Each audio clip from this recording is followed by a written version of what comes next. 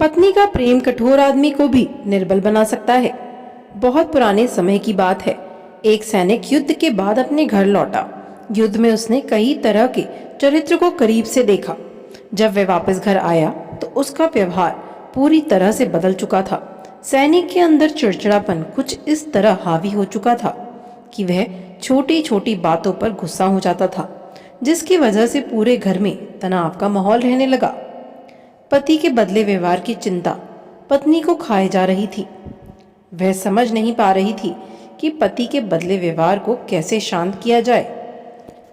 पति की चिंता लिए पत्नी अपने शहर के मशहूर संत के पास जा पहुंची। मशहूर संत के बारे में कहा जाता था कि वह पति पत्नी के बीच होने वाली अनबन और उनमें मधुर प्रेम रखने की दवा देते थे। संत के पास जाकर पत्नी ने सारी बात उनको बता दी। संत ने महिला की बात को गंभीरता से सुना और उसके बाद कहा कि युद्ध में हुई भीषण मार काट देखकर पति का मन व्याकुल रहने लगा है। अब उसका स्वभाव दिन पर दिन आक्रामक और हिंसक होता जा रहा है। संत के दिए प्रवचन से महिला ने खुद की सहमति जाहिर की। संत से महिला ने उसका उपाय जानना चाहा। तब संत ने कहा कि वह उसका उपाय जानते हैं और उस उपाय से उसका पति पुनः सही हो सकता है, लेकिन इसके लिए तुम्हें किसी जिंदा शेर का एक बाल लाना होगा। संत की बात सुन महिला आश्चर्य भाव में बोली कि कोई इंसान जिंदा शेर का बाल कैसे ला सकता है? शेर का बाल लाना बहुत मुश्किल का काम है। महिला की बात सुन संत ने पुनः कहा कि शेर के बाल के बिना उसके पति के लिए दवा का निर्माण नहीं हो सकता है। दवा के लिए शेर का बाल होना सबसे जरूरी है। महिला के मन में इस वक्त सिर्फ पति की चिंता चल रही थी। इस वजह से उसने संत की बात को स्वीकारते हुए शेर का बाल लाने की हामी भर दी। महिला तुरंत संत के आश्रम से निकली जंगल की तरफ चली गई। कुछ देर में महिला जंगल के उस क्षेत्र में आ गई जहां शेर रहता था।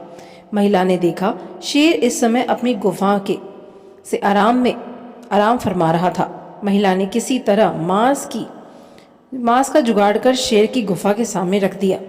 इसी तरह वह रोजाना शेर की गुफा के सामने मांस रख वापस आ जाती थी। जब धीरे धीरे महिला का डर खत्म होने लगा, अब वह रोजाना शेर की गुफा के पास जाती और मांस रख वापस आ जाती। एक दिन महिला मांस का टुकड़ा रखने गुफा के नजदीक पहुंची तो उसने देखा कि आज शेर गुफा के अंदर न होकर गुफा के बाहर ही मौजूद था। शेर को इस तरह सामने देख महिला घबरा गई। उसने मांस के टुकड़े को शेर की तरफ फेंक दिया। मांस के टुकड़े को शेर ने खा लिया, लेकिन महिला को किसी तरह का कोई नुकसान नहीं पहुंचाया। अब महिला रोज सामने से शेर को मांस खिलाती और शेर शांत होकर मांस खा अपनी गुफा में वापस चला जाता। इसी तरह यह प्रक्रिया कई रोज चलती रही। महिला शेर के लिए मांस ले जाती और शेर चुपचाप उस मांस के टुकड़े को खा लेता था। इसी तरह महिला और शेर की दोस्ती हो चुकी थी। एक दिन मौका देख महिला ने शेर का बाल तोड़ लिया। शेर का बाल तोड़ महिला बहुत खुश हुई, जिसके लिए वह इतने दिनों से परिश्रम कर रही थी। आखिर वह चीज उसके हाथ में लग चुकी थी। शेर का बाल तोड़ महिला तुरंत संत के आश्रम पहुंच गई। शेर का बाल महिला ने संत के सामने रख दिया। संत शेर का बाल देख हल्के से मुस्कुराए और महिला से कहा कि जब तुम शेर को काबू कर सकती हो, उसका बाल तोड़कर ला सकती हो, तो पति को भी काबू कर सकती हो।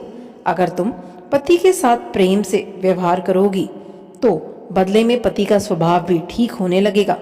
इसके लिए थोड़ा समय जरूर लग सकता है, लेकिन तुम अपने प्रेम और मेहनत से पति का प्यार पुनः पा सकती हो।